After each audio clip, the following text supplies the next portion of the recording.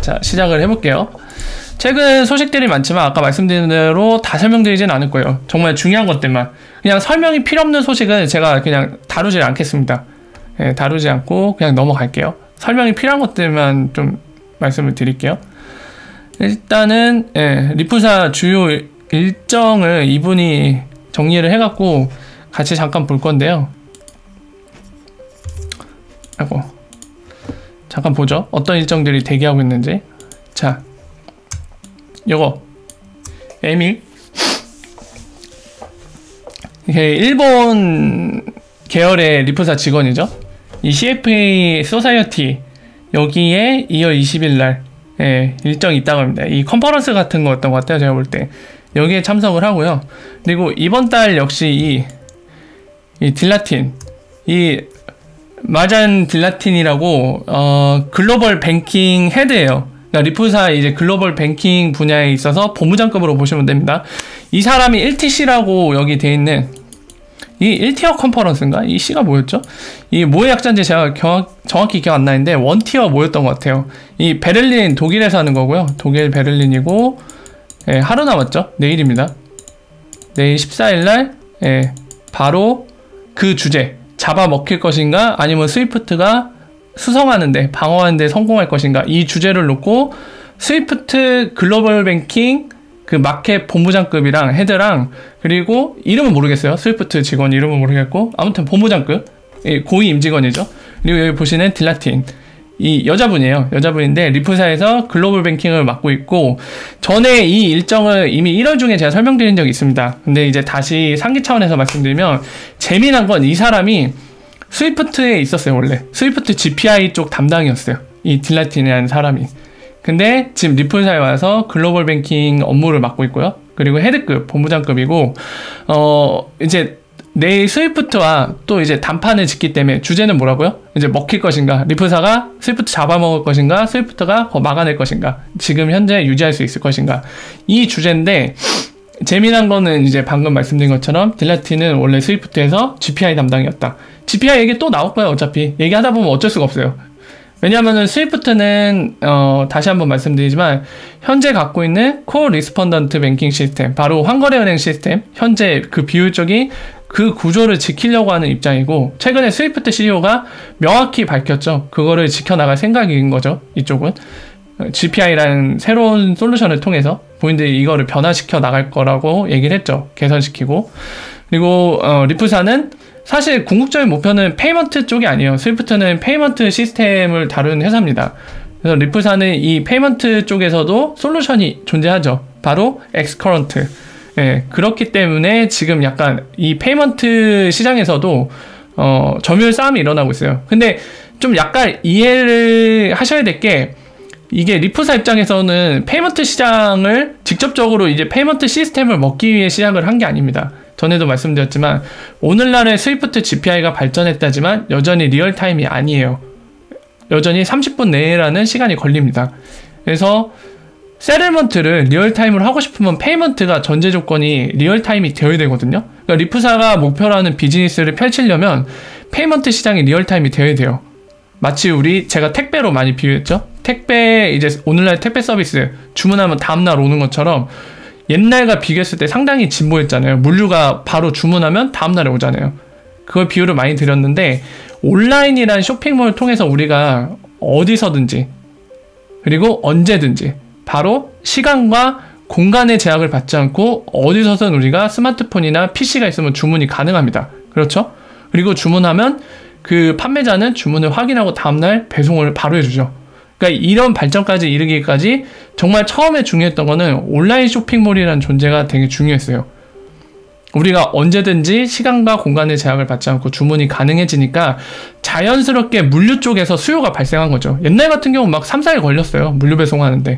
근데 이게 수요가 그쪽으로 몰리니까 사업자들이, 물류 서비스하는 사업자들이 자연스럽게 그거를 물류 시스템을 발전시킨 거잖아요. 바로 할 수 있도록. 다음날에 배송이 되도록. 마찬가지입니다. 지금도 페이먼트 시장이 리얼타임 돼서 그쪽을 완전히 수요를 충족시켜 놔야 자연스럽게 그 수요가 세틀먼트로 넘어오겠죠. 그래서 바로 엑스커런트라는 거를 시작을 했습니다. 리프사가. 물론 다른 이유도 있어요. 주된 이유 중에 하나만 말씀드린 겁니다. 복합적이에요, 항상. 단 하나의 이유로 시작한 건 아니고. 어쨌든 그러는 바람에 스위프트는 발의 불등이 떨어졌죠. 리프사는 세르먼트 영역을 먹기 시작했지만 스위프트 입장에서 저 뭐냐? 아니 리얼타임 솔루션을 갖고 나왔네? 우리 11,000개 넘는 전 세계에 있는 우리 멤버들 쫄로 넘어가면 어떡해? 하니까 이제 GPI란 걸 만들어서 개선을 한 거죠. 지금도 이제 경쟁을 하고 있고요. 자, 어쨌든 그래서 스위프트 같은 경우는 리프사 페이먼트 시스템이 잘 돼버리면 본인들은 망해요. 없어져도 상관없어요. 은행들 입장에선. 어차피 본인들 페이먼트 메시징 시스템만 있으면 되잖아요. 근데 엑스커런트가 그걸 만족시켜서 시장 마켓쉐어를 다 가져가 버리면 스위프트가 필요 없어집니다.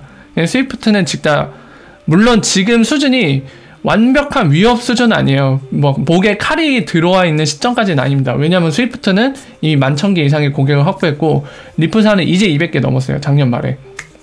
그러니까 규모에서는 확실히 차이 나기 때문에 당장 목에 칼이 들어왔네, 우리 위험하다, 이 정도까지는 아니지만 잠재적인 위협이 되는 거죠. 지금 계속 엄청나게 발전을 하고 있고, 더군다나 리얼타임이잖아요. 페이먼트에 있어서 본인들 아직도 30분 내가 걸리는데. 자, 그런 상황이고, 리프사 입장에서는 지금 어쨌든 여유가 좀 있는 상황이죠. 여유가 있는 상황인데 리프사 입장에서 위협이 되는 게 스위프트가 본인들의 마켓쉐어를 통해서 이 코어 리스펀던트 뱅킹, 이 환거래 은행 이 구조를 유지시켜버리면 리프사가 할 게 없어져요. 그러니까 이런 문제 때문에 서로 약간 다른 이해관계, 다른 관점 때문에 서로 굉장히 라이벌로서 격돌을 하고 있죠. 그래서 2라운드, 바로 1라운드는 직접 CEO들끼리 대결을 했고요. 20분 정도. 2라운드인 내일 독일 베를린에서 펼쳐집니다. 양쪽의 글로벌 뱅킹 헤드급들이 나와서 싸우게 될 거예요. 근데 이거 참고로 제가 댓글을 보니까 이게 프라이빗 이벤트래요. 오픈이 아닌 것 같아요. 프라이빗이라고 되어 있더라고요. 그래서 이 인터뷰 내용들이 공개가 될지 모르겠어요. 애매합니다. 예. 그리고 이 나빈 블록체인은 아마 나빈 굽타 트위터 아이디겠죠. 나빈 굽타가 블록체인 여기에 2월 19일 참석을 하는 모양이고요. 예. 싸이도 지금 유니콘이라는 행사에 2월 23일 참석하고, 이 딜라이트는 한 번 더 나오죠. 크립토에셋 컨퍼런스에 2월 25일날 이 주요 일정들이 있습니다. 아무래도 이런 컨퍼런스에 얘기를 하다 보면 정보가 나오기 때문에 저희가 그래서 보고 있는 거죠. 좀 우리가 좀 주목해 볼 만한 행사는 바로 내일 독일 베를린에서 배틀을 뜨는 거. 예, 굉장히 저도 궁금하네요. 이번에 어떤 얘기들이 오고 있지. 그래서 지금까지 리프사 임직원들 주요 일정을 같이 봤고요. 자, 이거 사우디가 정말 중요한 소식이니까 이거를 좀 설명을 드릴게요. 지금 보시는 사우디 은행 관련된 기사가 떴죠. 네. 제목만 봐도 뭐 특별히 내용은 볼 필요가 없을 것 같은데, 사우디 센트럴뱅크 사마죠.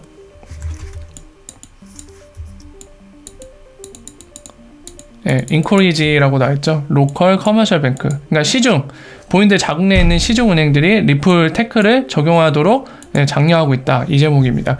근데 이거 여러분들 이미 아시는 거예요. 왜냐면은 같이 저랑도 얘기를 나눴었죠. 리플사가 이미 공개한 내용이기도 합니다. 특별할 건 없어요. 특별할 건 없는데, 이게 기사가 나왔다는 거는 아무래도 최근에 이제 여기 보이시죠? 인터뷰 때 얘기를 한 거죠. 여기 있네. 여기 나오죠? 잠깐 볼까요?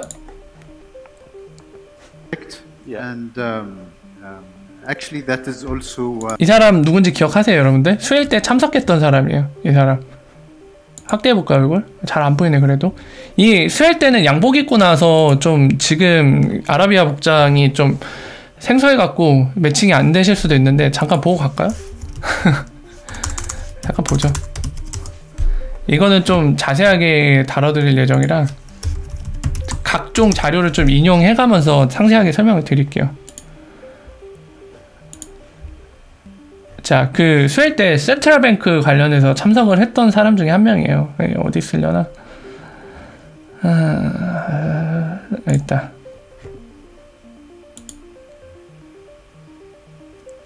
여기 있네. 26분쯤에 나오네. 이 아저씨. 기억나시죠? 이 아저씨. 이 아저씨예요. settlement coin 네. or that. 요 사람입니다. 지금 보시는 게 요 사람 맞죠? 얼굴 똑같죠? Looking into 아, 이거 다 보지 말죠. 그냥 이 사람이 정리를 해놓은 게 있으니까 보죠. 여기 보면은 자, we don't implement 리플 테크놀로지. 그러니까 아직 중앙은행은 구현 안 했다는 거죠. 예, 리프사의 솔루션 아직 구현 안 했지만 네.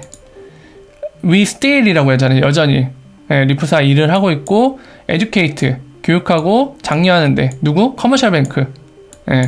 그리고 이 중에 2개가 라이브로 곧 들어간답니다. 이번 쿼터 1분기 베리 순이래요. 베리 순. 이건 진짜 곧내 우리 막 그 젊은 친구들 하는 거 있잖아요. 제곧내 막 이런 식으로 표현을 하는 것 같던데 진짜 곧 한다는 거예요. 베리 순이면 굉장히 베리가 강조를 하는 거죠. 단순히 순이 아니라. 자, 그래서 이게 왜 특별한 내용은 아니냐면 여기 보이죠? 이거를 같이 봤었습니다. 저랑 2월 14일 날 작년 2월 14일이네요. 딱 1년 정도 됐네. 이 내용 리프사가 공지한 이 사이트 내용 봐도 여기에도 적혀 있어요. 그러니까 이 사마 여기 써 있죠. 사우디 뱅크 센트럴 뱅크 쪽. 자, 여기 같은 경우 보면은 여기에도 에듀케이트 내용이 나와 있고 본인들 국가에 있는 시중은행들 적용하기 위해서 노력을 할 거라는 얘기가 나와 있어요. 다시 보진 않을게요. 근데 이제 왜 이 기사가 또 나왔냐면 이 동영상 때문이죠. 최근에 어떤 컨퍼런스 같은데 이런 언급을 했기 때문에 좀 디테일이 생겼죠. 그러니까 뭐 사우디 중앙은행이 국내 은행들이 리프사 테크놀로지 엑스커런트를 얘기하는 거겠죠. 1차적으로는 그걸 적용할 수 있도록 장려하고 교육한다. 본인들이 직접 그 얘기를 똑같이 여기서도 했고 더불어서 디테일 나온 거는 2개 은행이 1분기 내에 곧 라이브에 들어갈 것이라는 정보가 나왔기 때문에 이 기사가 나온 겁니다.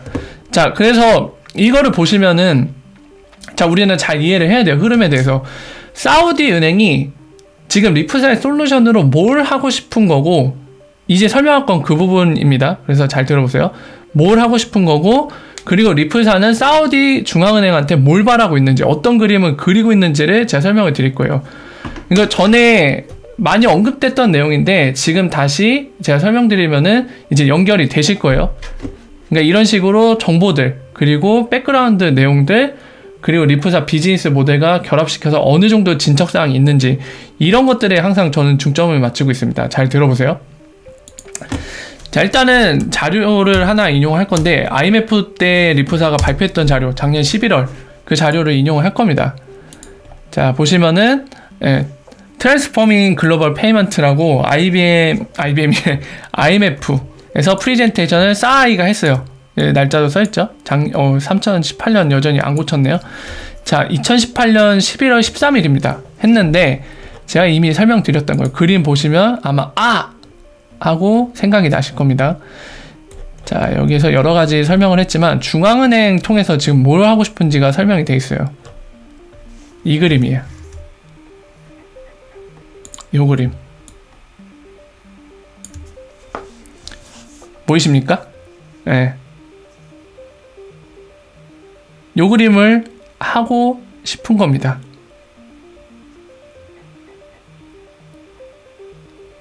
혹시 제가 설명드렸던 거 기억나시나요?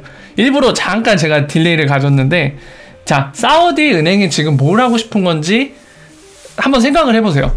뭘 하고 싶은 건가? 여기 센트럴뱅크라고 써있는 게 바로 중앙은행이거든요. 요거 지금 다른 국가 A와 B라는 국가가 있다고 가정해봅시다. 여기에는 뭐 A나 B의 약칭은 없지만 지금 설명해서 그냥 제가 부여를 할게요. 이쪽은 A, 이쪽은 B 그리고 각각 국가의 중앙은행이 있습니다. 여기가 사우디라고 하면 뭘 하고 싶은 걸까요? 요 보이시나요? 요 마크? 요 마크 여기 써있죠? 이 마크가 뭔지 엑스커런트 얘기합니다. 페이먼트 라인이에요. 자, 보면은 지금 리프사가 IMF에 이 프리젠테이션 작년 11월 13일 날 한 자료라고 말씀을 드렸죠. 그리고 나서 지금 센트럴뱅크 크리에이트 리저널 네트워크라고 되어 있잖아요. 그 지역 네트워크를 만드는 걸 얘기하는데 지금 사우디가 이거를 하고 싶은 겁니다. 국내 라인을 페이먼트 라인을 엑스커런트로 연결하고 싶은 거예요. 시중은행들 통해서. 그래서 허브 역할을 하고 싶은 거예요. 지금 중앙은행이. 그러니까 오늘날에 여러분들 시중은행들은 우리나라 국내 은행들도 그렇지만 스위프트 그 메시징 시스템을 쓰고 있는 데가 있어요. 뭐 국민, 하나은행 다 쓰고 있죠. 웬만한 시중은행들이. 걔네들은 그걸 통해서 해외에 있는 은행들과 직접 환거래 계약, 릴레이션십을 갖게 되면 직접 페이먼트가 가능합니다.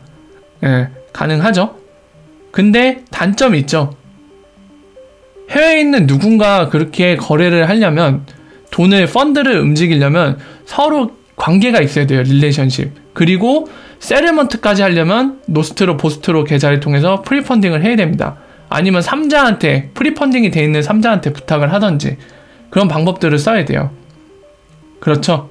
근데 이 방식, 지금 보시는 센트럴뱅크가 허브가 돼서 이 리플 네트워크 통해서 타국에, 그러니까 A 쪽의 시중은행 얘가 B 여기를 보내고 싶어요. 근데 제가 방금 설명드린 거, 얘네가 스위프트 통해서 직접 보낼 수도 있지만 방금 세틀먼트에 있어서 되게 단점을 말씀드렸죠. 근데 만약에 이 A라는 국가, B라는 국가, 만약에 센트럴뱅크 중심으로 엑스커런트로 다 연결하고 이 중앙은행끼리 리플 네트워크로 연결이 되면 뭐가 가능해지냐면 센트럴뱅크끼리가 허브가 될 수 있는 거예요. 보내는 쪽과 받는 쪽이. 이런 식으로. 얘는 중앙은행한테 넘길 수 있죠. 그래서 얘가 상대 국가의 중앙은행에 리플 네트워크 통해서 넘기고 세틀먼트 하는 과정이에요. 그럼 얘가 주고. 이 그림을 사우디 은행이 하고 싶어 하는 거예요, 지금. 왜 하고 싶냐? 최근에 아랍에미리트와 사우디 중앙은행이 결국에 우리 기사로 봤던 거, 계속 얘기 나눴던 거, 프로젝트를 공개적으로 밝혔죠. 뭐죠? CBDC 관련된 거. 그 프로젝트 공개했잖아요. 실제로 네이밍까지 해갖고. 네이밍 뭐였죠? 같이 볼까요? CBDC 사마 아랍에미리트 이 정도 적으면 나오겠죠. 바로 이건가?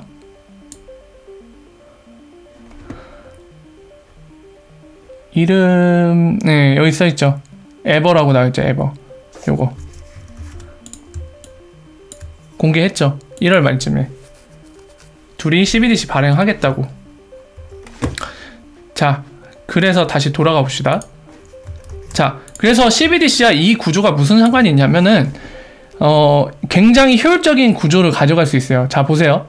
이 국내를 엑스커런트 통해서 페이먼트를 다 연결하고 이 중앙은행이 허브 역할을 하게 되고, 그리고 이 중앙은행이 이 상태에서 CBDC를 발행하면 뭐가 좋아지냐면은 이 CBDC를 국내 구간을 통해서 사용을 하고 국경을 넘을 때만 이제 XRP를 쓰는 거죠. 리플 네트워크. 이런 구조를 갖추면 뭐가 좋아지냐면은 통화 정책을 관리하는 데 굉장히 효율적입니다. 왜냐면은 이 상태에서 CBDC 발행하고 이 도메스틱 네트워크라고 하는 국내 구간에 이 CBDC를 사용하게 되면 이 흐름을 다 파악이 돼요. 그러니까 블록체인 플랫폼에 올려갖고 CBDC 발행해서 국내에 이렇게 쓰고 국내 시중은행들까지도 엑스커런트 통해서 다 연결을 시켜버리면은 CBDC 이 상태에서 발행하면 관리가 되게 좋아집니다. 국내에서 우리가 발행한 CBDC가 얼만큼의 양이 어디에서 어디로 이동하는지 다 관리가 돼요. 우리 페이퍼 머니를 통해서 오늘날의 현대 금융 시스템 중에 단점이 뭐냐면은 통화 정책을 결정할 때는 사실 정말 정확한 데이터가 있으면 정확한 데이터일수록 판단하는 게 좋아지거든요. 근데 그거를 정확한 데이터에 출연할 수 없는 게 문제예요. 돈이 나간 게 훼손될 수도 있잖아요. 그러니까 본인들이 본인들의 나름의 방법으로 그걸 추정해내서 계산하고 예측해갖고 통화정책을 짜는데 쓰는 데이터로 본인들 예측치를 만드는데 CBDC를 이런 식으로 국내용에 이런 레일을 다 연결해 놓고 발행을 하죠? 그러면 관리가 되게 좋아집니다. 더불어서 허브 역할을 하기 좋아져요. 왜냐면 이 국내 시중은행들이 중앙은행들한테 돈을 보낼 때 자국에서 발행한 CBDC만 넘기면 돼요. 이쪽으로. 비용이 안 들죠. 국내 네트워크는 이 중앙은행이 직접 플랫폼 만들어갖고 시중은행들과 그 나라의 시중은행들과 같이 써요. 그럼 그 네트워크 안에서만 CBDC 막 굴러가면 되는 거예요. 굉장히 관리가 쉽죠. 네. 그리고 페이먼트 시스템은 리얼타임에다가 범용성이 좋아요. 어느 것과도 연결이 가능합니다. 네. 그리고 이 그림에서는 중앙은행이 멀티업을 써주면 포워딩이 가능해지죠. 이렇게. 굉장히 좋아집니다.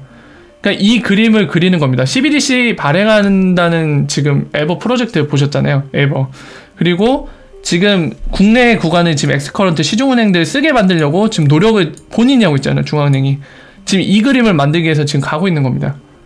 사우디. 그리고 아랍에미리트는 지금 사우디처럼 직접적으로 언급은 없지만 지금 아랍에미리트도 정황상 그쪽으로 가고 있죠. 아랍에미리트 자국 내에 있는 UAE 익스체인지라던가 그런 것들이 지금 그 바탕을 만들어 나가고 있습니다. 지금 이 두 국가는 지금 아까 보시는 CBDC도 같이 조인트로 하고 있어요. 프로젝트를.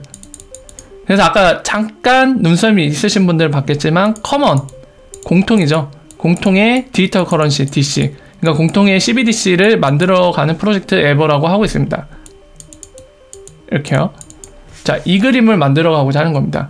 자, 그러면 사우디 입장에서는 왜 좋은지 이해가 돼요. 그러면 리플사는 뭘 꿈꾸고 있냐면은 사우디 역시도 장점이기도 한데 리플사는 이렇게 만들어 놓으면 뭐가 좋냐면 전에도 설명했지만은 지금 엑스라피드 단점 중에 하나는 뭐냐면은 유동성 확보가 필요한 거죠. 그 오더북에 있는 메이커 주문을 테이커로서 가져가서 쓰는 거잖아요. 그 엑스라피드. XRP를 세틀먼트로 쓰고 싶은 기간이요. 근데 오더북이 두꺼워야 되는 거죠. 그 보내고 싶은 금액만큼의 오더북이 충분히 있어야 돼요. 근데 이거를 세워라 내어라 기다리기는 쉽지가 않습니다. 그죠? 이 기반이 되어주려면 해당 암호화폐 거래소의 그 볼륨이 높아야 돼요. 더 큰 금액을 처리하려면. 이게 어차피 약간 한계가 있어요. 그래서 막 예를 들어 생각을 해보세요. 막 오늘날 그렇지 않은데 설명을 위해서 잠깐 예를 들면 미국 멕시코가 나중에 발전을 해갖고 하루 엑스라피드 사용량이 거의 뭐 어디 정도까지 할까요? 1조 달러? 아 이거 너무 말이 안 된다. 하루에 1조 달러면 말이 안 된다. 한 하루에 10억 달러 한다고 합시다. 그러면 이 10억 달러 처리하려면은 뭐예요? 이 미국 멕시코 간의 각각 암호화폐 거래소, 엑스라피드 파트너 거래소의 오더북이 요거를 받쳐줄 수 있어야 되죠. 보내려고 할 때마다 그 금액들 받쳐줘야 되는데 뭐 될 수도 있겠지만은 좀 어려울 수도 있어요. 그러니까 리프사는 중앙은행들과 왜 협업을 하냐면은 요것 때문에 그래요. 하이밸류. 진짜 어마어마한 크게 그 금액의 그 돈을 보낼 때, 국경을 넘어서 보낼 때 그거를 가능하게 만들려고 이 센트럴뱅크를 활용하는 겁니다. 그리고 CBDC 국내 구간 이렇게 용이하게 효율적으로 만들어 놓으면 이 국내 구간은 효율적으로 처리되기 때문에 아까 말씀드린 것처럼 수요가 자동으로 이동하는 효과가 나타나는 거죠. 국내가 원활히 돌아가니까 이제 외국 간, 그러니까 크로스보더 페이먼트 할 때만 뭔가 효율적으로 하면 완벽하잖아요. 국내 구간은 이미 효율적으로 됐고. 그러니까 그런 효과를 노리는 동시에 지금 하이밸류, 중앙은행이 생각을 해서 중앙은행이 국내 구간에서 CBDC 발행을 해요. 뭐 오늘날에도 CCP 같은 존재들이 있어서 얼마든지 가능하지만 CBDC라면 장점이 더 늘어난다고 했죠. 아까 통화정책 짜는 데도 좋고 리스크 관리하는 데 훨씬 매니지먼트 관점에서 굉장히 좋아집니다.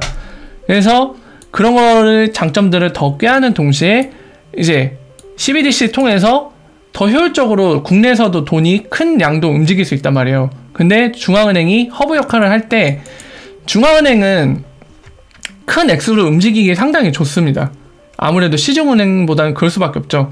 왜냐면 본인들이 아예 돈 자체를 발행하는 입장이잖아요.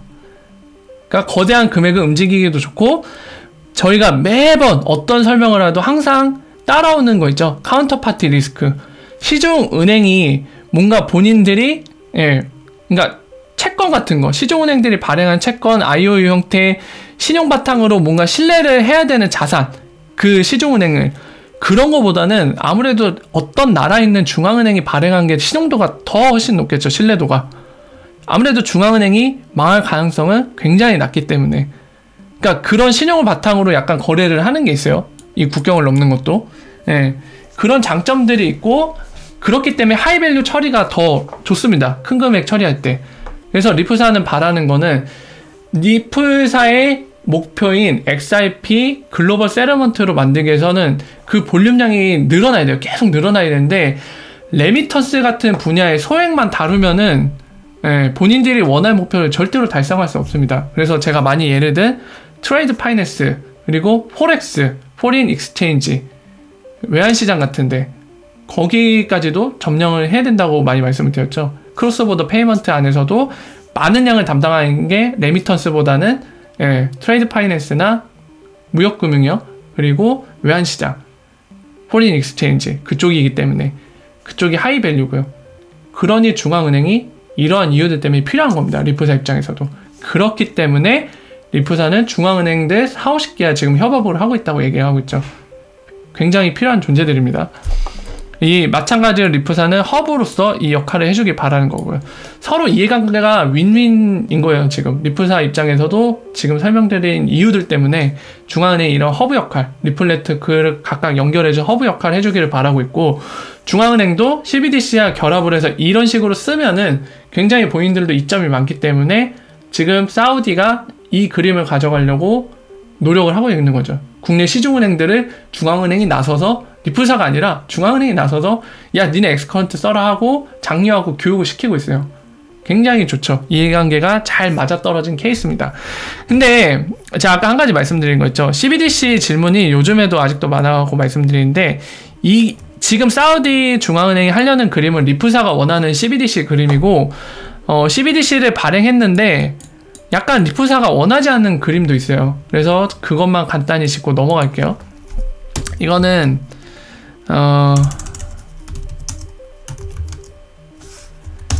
싱가폴 중앙은행, 모네터리 어서리티 싱가폴이라고 부르는, 거기서 발행한 리포트를 좀 참고를 하겠습니다. 요거 같은데? 이거 아닌가? 요거다. 요약본 말고 원문 주세요. 원문. 난 원문이 필요한데? 이거다. 이건가? 아니네요.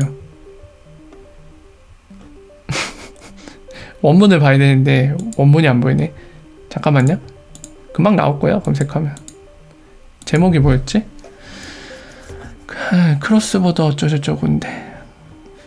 자, 그 그림을 보면서 설명드려야 이해하기 쉬우시기 때문에 그 그림을 찾으려고 지금 싱가포르 금융당국 거를 뒤지고 있거든요.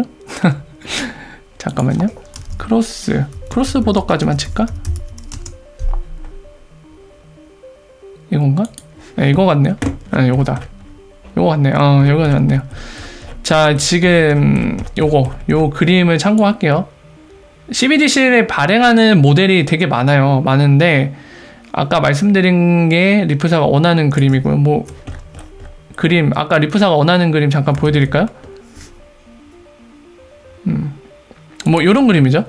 네, CBDC 이렇게 컨트리 A라고 돼 있고 B 국가 돼 있고, 그러니까 자국 내에서만 쓰는 거예요. CBDC.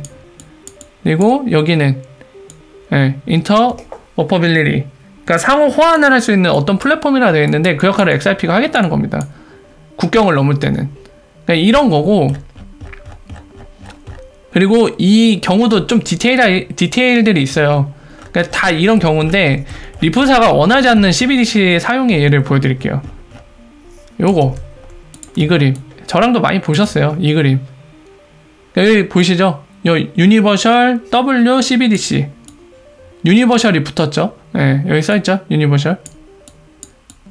그러니까 그 세계적인, 그러니까 CCP도 월드 CCP를 만드는 거예요.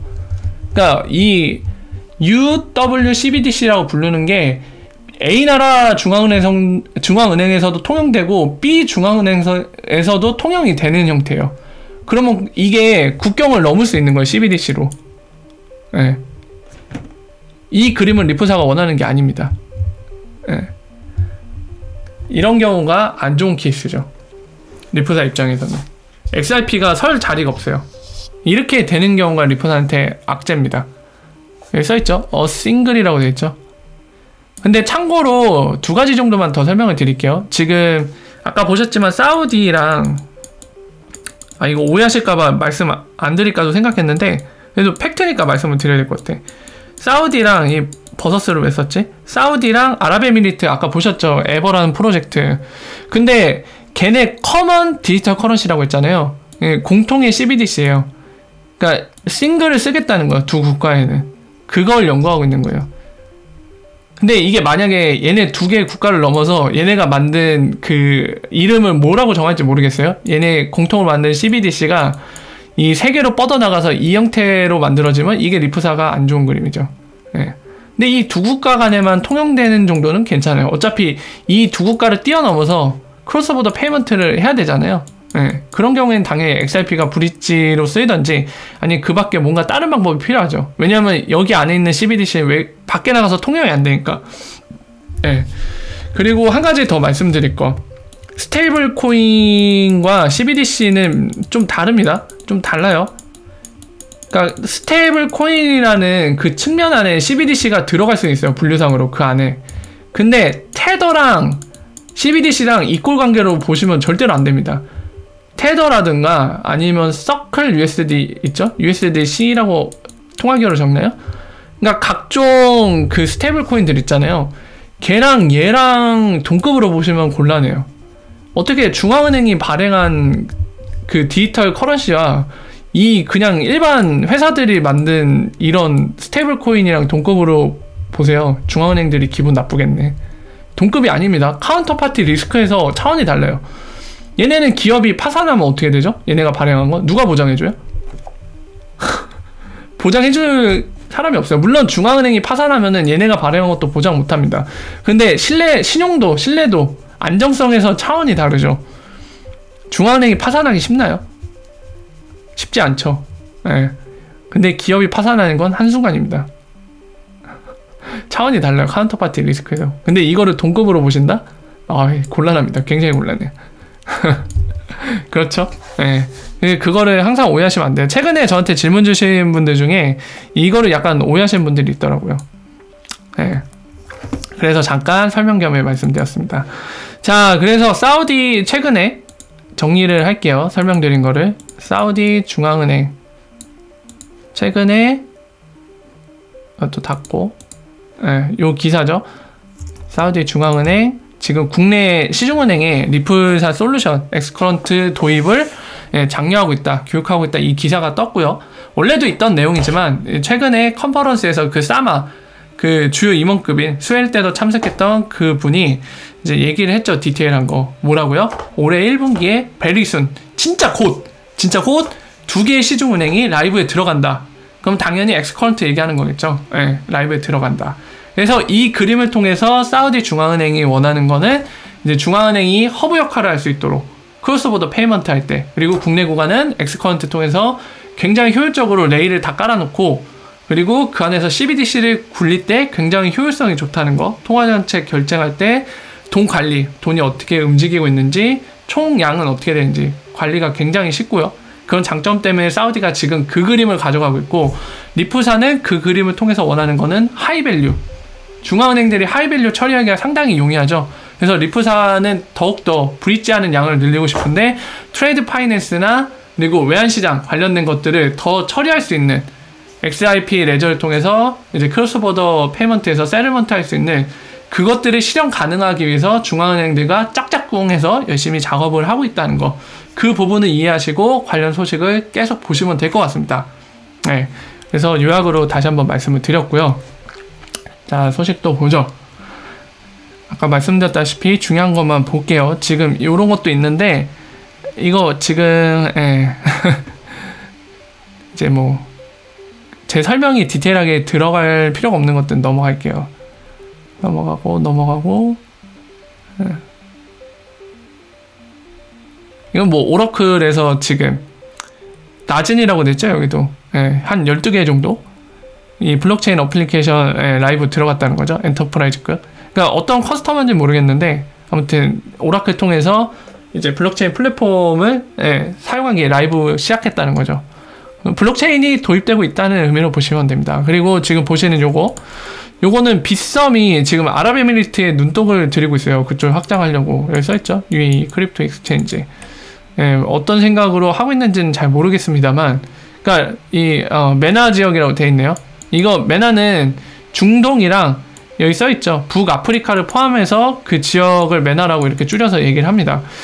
지금 여기에 진입을 하고 있는데 어떤 것 때문에 노리는지는 잘 모르겠어요. 단순히 다른 타국에도 고객들을 추가로 확보하기 위해서 확장을 하고 있는 건지, 그리고 아까 말씀드렸지만 사우디아라비아와 아랍에미리트는 좀 뭔가 블록체인 테크놀로지를 적용하는 데 있어서 좀 앞장서고 있습니다. 본인들이 CBDC도 발행하려고 하는 만큼 굉장히 세계적으로 앞장서고 있죠. 그렇기 때문에 저쪽은 아무래도 이제 뭐 블록체인이라든가 암호화폐 갖고 장사하기 좋은 시장이죠.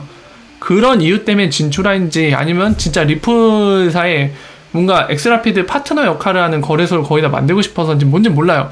아무튼 어떤 뭔가 이유가 있겠죠. 저희는 알 수 없지만 아무튼 빗썸이 지금 저쪽에 진출하고 있다는 소식이고요. 뭐 아직 연결을 하기에는 좀 아무것도 없어요. 그래서 뭐 이거 엑스라피드 파트너 거래소 만들러 지금 중동에 가는구나 가능성은 있지만 아직 모릅니다. 그런 케이스는 김칫국을 너무 빨리 들이키시는 거기 때문에 천천히 식사하셔도 될 것 같아요. 나중에 소식이 더 뜨면은 그때 확인이 가능할까요? 하니까요. 그리고 이 나빈굽타가 최근에 아랍에미리트 쪽 이 유니몬이 이제 엑스쿼런트 라이브 들어간다고 하죠. 그래서 그것과 관련된 거 신나갖고 이렇게 좀 올려놨어요. 그리고 이거는 바이낸스 XRP 이제 신용카드로 구매가 될 거라고 작업하고 있다고 하죠. 그리고 이 사람 모건크릭 이 디지털 이 회사가 지금 이만큼 400만 4천만이면 얼마죠? 4천만 달러 한 400억 440억 정도 펀드를 받았어요. 자랑하고 있죠. 그러니까 이걸 통해서 이 사람이 얘기하고 싶은 건 뭐냐면 여기 아래에 써있죠. 이 사람이 주장한 거 이렇게 440억 정도의 펀드를 받을 정도 기간은 지금 막 이렇게 암호화폐 시장에 지금 오려고 열심히 뭐 다가오고 있다 이게 아니라 이미 진입해 있다라고 이 사람은 얘기를 하고 있어요. They are already here. 이미 여기에 있다. 그러니까 암호화폐 시장이 이미 진입해서 있다라고 얘기를 하고 있습니다. 그래서 마음에 들어 한 4,000개 받았죠. 다들 희망 담긴 메시지가 여기 포함이 되어 있기 때문에 저도 되게 궁금해요. 이걸 보면서 뭐가 궁금하냐면 진짜 그 금융기관들 특히 이제 미국에 월가에 있는 금융기관들이 암호화폐 시장에 얼마나 들어와 있는지 되게 궁금한데 저희가 정확한 데이터를 알 수가 없죠. 정말로 궁금합니다. 이 사람 말대로 이미 다 들어와 있는지 모르겠는데 어쨌든 그리고 이 프란시스 그 포브스에 글 게재했던 할머니 있잖아요. 지금 이 제레미 라이트한테도 까이고 있죠. 참고로 이 사람은 엑센추어 기억하시나요, 여러분들? 제가 한번 이 기업이 어떤 회사인지 검색해보라고 제가 한번 숙제를 가볍게 내드렸던 것 같은데 참고로 이 회사는 최근에 리포트에서도 리플사를 극찬하는 회사입니다. 그리고 리플사의 초기 엔젤 투자자이기도 해요, 이 회사가. 아무래도 그런 관계 때문에 더 그런 것도 있겠지만 공개적으로 어떤 극찬을 하냐면은 리플사가 미래라고 얘기해요, 여기도. 네. 리플사가 제시하는데 미래가 있다. 거의 이 수준으로 극찬을 합니다. 그래서 아까 말씀드린 그 포브스지 할머니가 깠죠. 리플사의 솔루션 아무 은행도 쓰지 않는다. 원하지 않는다. 뭐 얘기하는데 이 사람이 깠습니다. 노스트로는 되게 복잡한 거다. 관리하기 힘든 거다. 제가 많이 설명드린 거죠. 노스트로, 보스트로 이 환율에 따라서 돈을 바꿔낸 다음에 그 리스크 관리를 해야잖아요. 환리스크 관리. 이 사람도 얘기를 하고 있죠. 그게 굉장히 복잡하다. 관리하기에. 어렵다는 거죠. 그래서 그거 관련돼서 네가 얘기했듯이 뭐 이 프리펀딩 된 돈을 푸는 거는 그 맥락이 리플사와 똑같아요. 이 사람이 얘기한 것도. 프리펀딩 된 돈을 해방시키는 게 얼마나 지금 금융기관들이 원하고 좋아할 일인지. 근데 그 할머니는 그랬거든요. 그들이 원하지 않는다고. 그래서 거기에 대해 반문을 하는 거고 이 사람은 오래된 전문가입니다. 굉장히 오래됐어요. 그래서 참고로 나와서 말씀을 드렸고 아랍에미리트 아까 제가 다뤘던 말씀 얘기고 그러니까 아까 옴니옴니 하고 UAE 익스체인지 그리고 여기 웨스턴 유니언 히든비용 이거 정말 재밌어요. 그러니까 이거 잠깐 제가 설명을 드릴게요. 제가 지난번에도 비교해드렸지만 대략 한 $150 보낼 때 크로스가 더 쌌거든요. 결과론적으로 쌌는데 보시면은 왜 그럴 수밖에 없냐면 카카오뱅크는 금액 기준에 따라서 $6나 $12만 수수료를 부과한다고 돼 있습니다. 근데 그 문구만 보면 되게 착각을 일으키기 좋아요. 뭐냐면은 굉장히 싼 것 같아요. 그러니까 예를 들면은 크로스 같은 경우는 300만 원이 한 번에 최대치잖아요. 보내는 거 300만 원 보내면 1% 부과니까 3만 원이란 말이에요. 그죠? 근데 그런 경우 똑같은 금액을 보낼 때 얘는 12달러니까 되게 싸 보여요. 그죠? 300만원 보내봤자 12달러니까 12달러면은 대략 한 13,000원 얼마 되겠죠? 그냥 14,000원 해볼게요. 크로스는 3만원 더 싸죠? 아무리 봐도 지금 절반 이하잖아요. 월등히 싸잖아요. 하지만 이 그림을 잠깐 볼까요? 자, 제가 명확하게 질문했습니다. 카카오뱅크에 뭐라고 질문했냐면, 자, 너희가 6달러, 12달러 방금 설명했듯이 금액 기준에 따라 부과하는 거는 맞는데 거기에 제시한 금액 이에 수수료 추가로 부과하는 건 없다. 그게 맞느냐? 하지만 이 웨스턴 유니언 통해서 하는 송금이 달러 송금이잖아요. 그래서 현지에 보냈어요. 뭐 태국이든 필리핀이든 거기 가맹점에서 캐시로, 그러니까 현찰로 받아낼 때 수취하는 게 받는 거잖아요.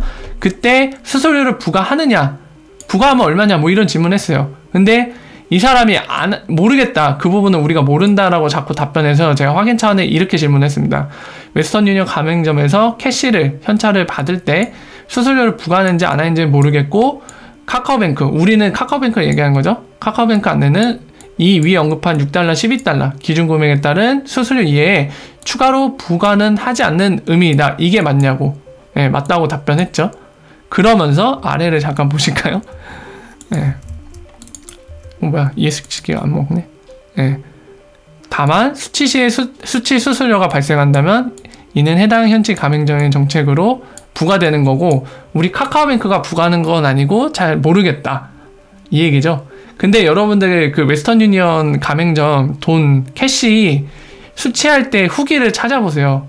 정말 수없이 많은데 수수료 부과합니다. 부과해요. 그렇기 때문에 결과론적으로 크로스가 더 쌉니다. 결국에는. 네. 그래서 그거를 이제 다시 한번 확인했어요. 아직 혼동하신 분들이 계셔갖고. 네.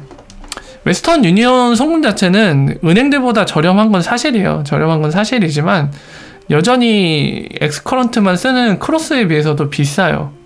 비쌀 수밖에 없고요. 네. 네, 그 점을 명확하셔야 됩니다. 이 지금 페이먼트 시스템만 리프사 건 쓰는데도 리프사가 이기는데, 웨스턴 유니언조차도 이기는데 엑스라피드 쓴다고 생각을 해보세요. 상대가 될지. 네, 비용과 스피드 면에서 상대가 될 수가 없습니다. 이길 수가 없겠죠, 당연히. 그러니까 이거는 진짜 게임 체인저라는 표현들이 간혹 나오잖아요. 리프사 엑스라피드에 대해서. 그럴 수밖에 없는 게 파괴적이에요. 상당히 파괴적. 지금 많이 채택이 안 돼서 실제로 그 네트워크 이펙트 효과가 안 나오는 건데, 만약에 많은 머큐리 FX나 지금 쓰고 있는 데들 몇 군데 있잖아요. 쿠알릭스라던가 크레딧 유니온, 이런 데 말고 채택되는 데가 점점 늘어나갖고 시장에서 경쟁력을 잃어가는 애들이 공포심을 느끼게 되는 순간이 도달하면은 그때는 완전 시장 파괴할 겁니다. 본인들이 어떻게 버티겠어요? 지금 머큐리 FX도 송금 한 번에 막 1,500만 원을 절감하는데, 비용을. 이게 점점 적용하는 데가 늘어나서 지금 샌드머니도 조만간 할 거라죠. 필리핀으로 보내는 돈. 그리고 지금 소식 때 제가 안 다뤘지만은 최근에 리플사와 마스터카드한테 한 40억 정도 투자를 받은 것 같아요. 40억이 맞나? 어쨌든 펀드를 받았어요. 투자 펀드를. 이제 조만간 이제 실제로 필리핀으로 돈 날리는 걸 엑스라피드 써서 하겠죠. 예, 그렇게 시장에 점점 많이 채택이 돼서 그 채택한 기업들이 늘어날수록 점점 더 경쟁력이 없는 엑스라피드 채택 안 한 금융기관들은 공포심을 느낄 수밖에 없습니다. 두려움에 떨 수밖에 없어요. 상대가 되나요? 비용, 그러니까 돈을 100만 원 보내는데 기존에 있던 금융기관들 엑스라피드 안 쓰는데 뭐 10만 원이 든다고 가정하면은 엑스라피드 채택한 데는 막 만 원밖에 10분의 1 수준으로 들고, 또는 뭐 한 4만 원 든다고 가정할게요. 그냥 5만 원으로 가정할게요. 5만 원 들어요. 그럼 비용 드는 게 절반이잖아요. 근데 얘네가 고객한테 혜택을 줘요. 야, 기존의 금융기관들은 뭐 너희한테 100만 원 보낼 때 12만 원 수수료 부과하는데 그 중에 10만 원은 본인들이 실제로 돈을 보낼 때 드는 비용이고 2만 원 정도를 수익으로 챙기겠죠. 수수료를 실제적으로. 근데 우리는 5만 원밖에 안 되니까 고객 여러분들께 8만 원의 수수료만 부과하겠습니다. 그러면 기존의 금융기관보다 무려 4만 원이 더 저렴합니다. 우리 거 쓰실래요? 12만 원 드는 거 저거 쓰실래요? 12만 원 대 8만 원 어느 거 쓰실래요? 그리고 뭐 얘네는 막 하루 내 돈이 도착한다는데 우리는 실시간입니다. 고객님 어느 거 쓰실래요? 이러고 있는데 결국에는 경쟁력 없는 이쪽은 도태될 겁니다. 결국에 처음에는 고객 충성심, 로얄티라던가 이런 걸로 버틸지 몰라요. 오래 못 갑니다. 하지만 너무나 차이나죠. 이거 어마어마한 차이입니다. 솔직히 10,000원만 차이나도 쉽지 않은 싸움인데 이 돈을 보내는 걸리는 시간에서도 이 정도 차이 나면은 이길 수가 없는 게임이에요. 그러니까 지금 그런 흐름으로 가는 게 정말 중요한 겁니다. 자, 그리고 사우디아라비아가 규제 샌드박스를 시작한다고 하죠. 그 레귤러터리 샌드박스에 대해 좀 설명을 드리면, 샌드박스 여러분들 그거예요. 그 모래박스 상자 있잖아요. 우리 잠깐 설명을 드릴게요. 샌드박스 궁금하신 분들이 계실 것 같아서 막 기사에 우리나라도 샌드박스 얘기 나오잖아요. 아이 그림 못 그린다. 아이 그림이 참 예, 모래가 담겨있다고 할게요. 자, 기사 보시는데 도움되라고 설명드리는 거 모르시는 분들 계실까봐. 자, 샌드박스는 어떤 의미냐면은 우리 모래놀이를 할 때 그냥 바닥에다가 모래 막 펼쳐놓고 하면 여기저기 다 튀잖아요. 근데 샌드박스는 뭐냐면 그 모래를 여기 박스에다가 담아놓겠다는 거예요. 이 안에서 놀라는 얘기죠. 예. 그래서 저 레귤러터리 샌드박스는 어떤 의미냐면 실험실 같은 의미라고 보면 돼요. 근데 약간 다릅니다. 실험은 뭔가 어떤 거를 증명하거나 뭔가를 확인하고 싶을 때, 알아내고 싶을 때 말 그대로 하는 그런 관찰이라던가 테스트 이런 것들의 일련의 행위들이잖아요. 근데 샌드박스는 뭐냐면은 실제로 이 안에서 해보는 거예요. 그러니까 뭔가 지금 뭔가 불확실하고 리스크가 있는 것들, 법적으로 이걸 해도 됐지, 예, 그런 것들을 실제로 해보는 겁니다. 실제로. 대신에 실제로 해볼 때 이런 식으로 컨트롤 되는 영역 안에서, 그리고 굉장히 제한적이고 통제된 영역에서, 그러니까 모두 승인해 주는 게 아니라 특정 애들만 검토를 해갖고 승인을 해주는 거죠. 그러니까 예를 들어 핀테크 어떤 A라는 기업이 이 사우디 샌드박스 이거 한다고 하잖아요. 그럼 사우디 금융당국에다 신청하는 거죠. 야, 우리 블록체인 통해서, 암호화폐 통해서 송금을 한번 해보고 싶어요.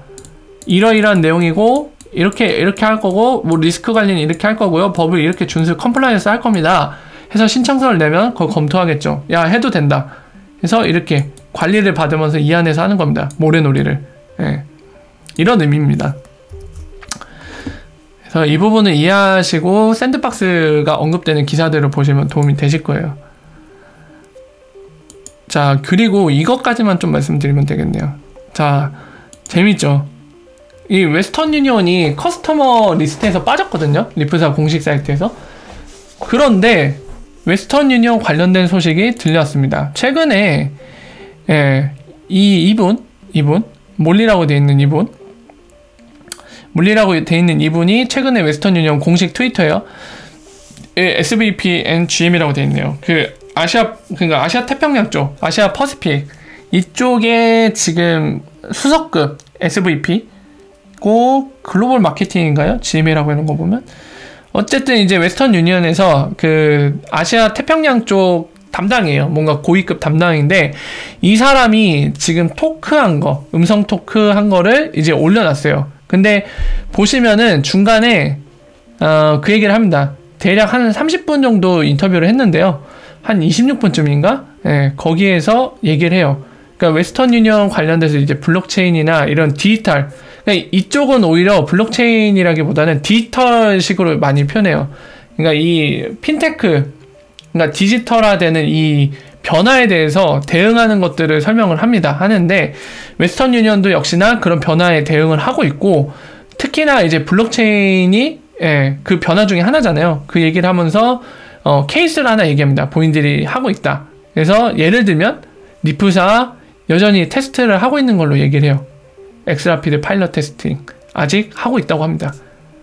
진행 중으로 얘기를 해줘요. 그래서 그 작년 중순에 자꾸 웨스턴 유니언 CEO가 언론에다가 그 얘기를 했잖아요. 야, 엑스라피드 별로 저렴한 것 같지 않아. 별로 효용성을 모르겠다. 그리고 그 이후에 리플사 공식 사이트에 이제 커스터머 사라졌잖아요. 리스트에서. 웨스턴 유니언 딱 박아놨었는데 없어졌어요, 어느 날. 그래서 뭔가 틀어졌나? 1년에 이런 사건들을 보면서 그런 얘기들이 많이 돌았는데 아직도 서로 간 보는 사이에요. 아직도 간 보고 있고 테스트를 계속 하고 있습니다. 그래서 테스트를 하고 있다는 것도 중요한 사실이지만 한 가지 더 언급한 게 좀 저희가 주목할 만한 부분인데요. 뭐냐면은 이런 얘기를 합니다. 이 고객들이, 그러니까 이 디지털화 되는 이런 옵션도 고객들이 사용할 수 있어야 된다. 그렇기 때문에 우리는 이 변화에 대응을 하고 우리도 나아가고 있는 건데, 이 고객들이 사용할 수 있는 옵션이 돼야 되는 이 디지털 쪽 영역, 이거는 합법적이어야 된다고 얘기해요. 합법적이어야 된다고. 이거를 얘기를 합니다. 강조를. 그러니까 웨스턴 유니언은 그런 생각을 갖고 있는 것 같아요. 그러니까 뭐 효용도 효용이고 뭐 여러 가지 있겠지만은 본인들 보기에는 컴플라이언스 부분도 중요하다는 얘기를 하는 겁니다. 규제에 관련해서 뭔가 이 암호화폐 쓰는 거 만약에 규제적으로 좀 문제가 있거나 리스크가 있다. 그러면 본인들의 그런 생각을 비춰볼 때 사용할 수 없는 옵션이라고 보는 거죠. 그러니까 합법이 된다. 명확하게 클리어하게 정리가 돼야 되지 않을까. 이런 생각을 갖고 있는 것도 저희가 주목해야 될 포인트 인터뷰 내용이었습니다. 그래서 그 부분을 말씀드리고요.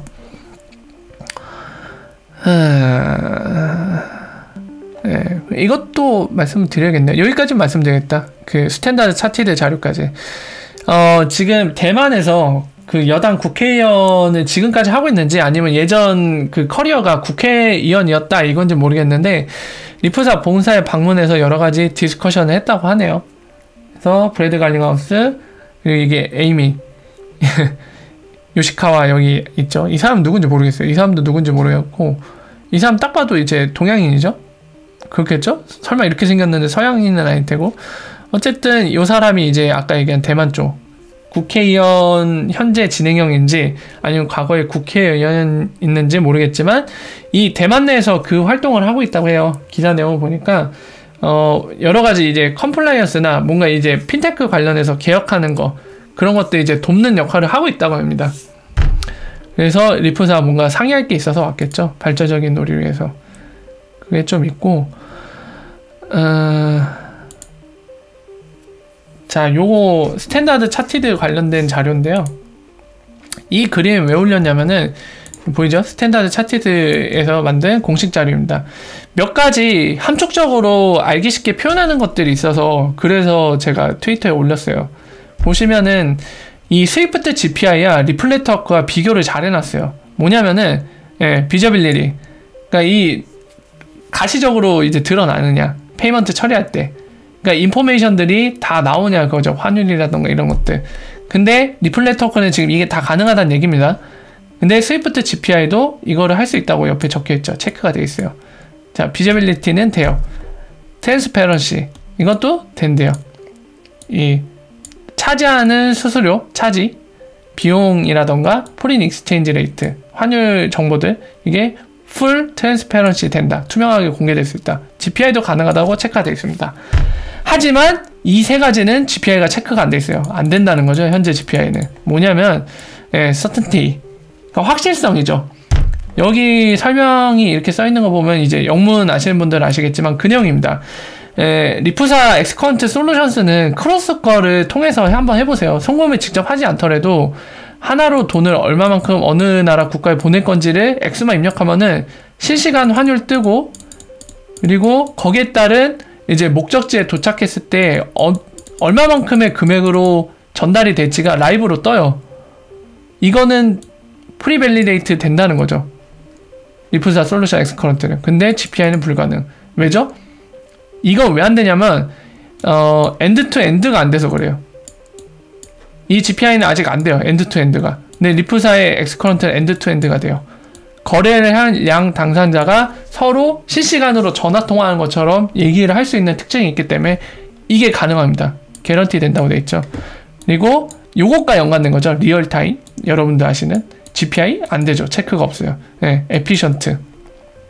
이거는 자, RTGS는 이제 각 중앙은행들이 갖고 있는 리얼타임 그로스 세틀먼트를 얘기하는 거고, CLS가 여러분들 생소하실 텐데, 이거 CLS 최근 기사 내용 중에 아시는 분 계실 겁니다. 왜 아시냐면 그 포브스지에 기재한 그 프란시스 할머니 있죠?